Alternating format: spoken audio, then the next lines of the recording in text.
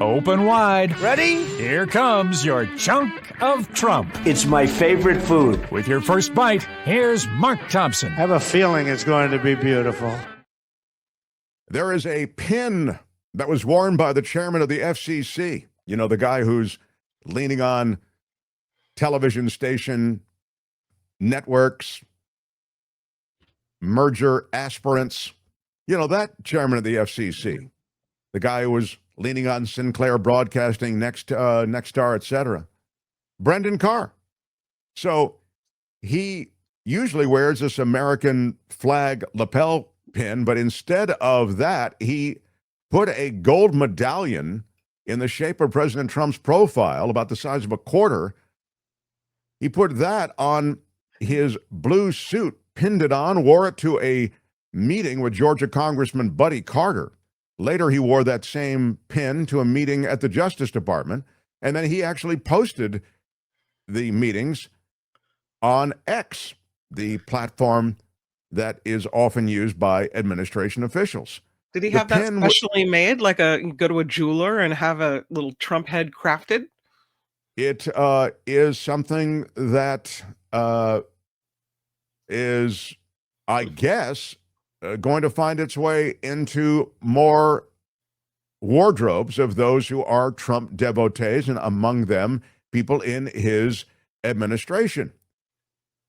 Rumors are flying that Mr. Trump is requiring members of administration to wear the pins. Oh, my God. But the White House communications director is saying that is fake news. But the fact that someone who worked for Trump thought it might be a good idea to display his boss's likeness on his lapel, no matter how briefly it is displayed, is notable.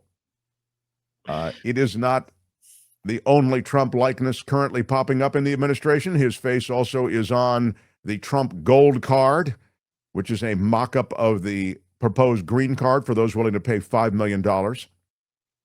And so we're really swapping out the American flag for the Trump head? Is that true?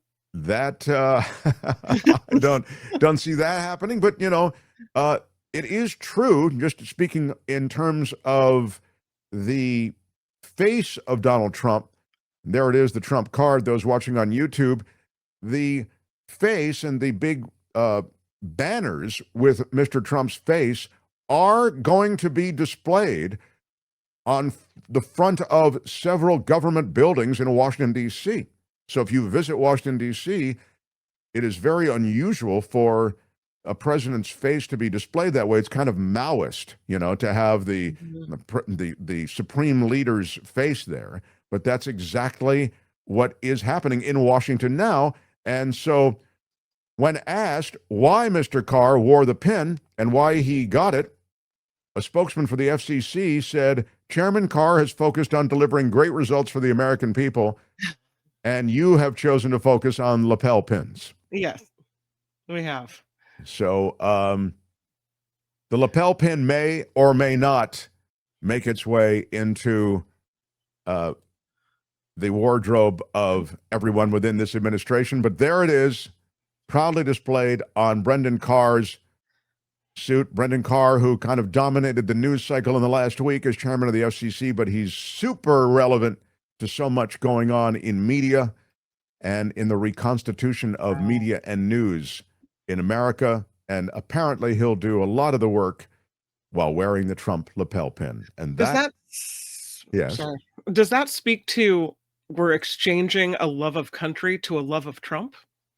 No, these are provocative questions. Yeah. These are provocative questions. And some might say, who are true MAGA, well, is there a difference between love of country and love of Trump? How dare you? Yes. Maybe they would say, what? Maybe they would say, you're out of line. Who is having that conversation? I'm just saying maybe you should have to get a hold of your sense of patriotism and realize that it overlaps precisely with that of worship to this man who has changed America. Good day, sir. All right. That is your chunk of Trump.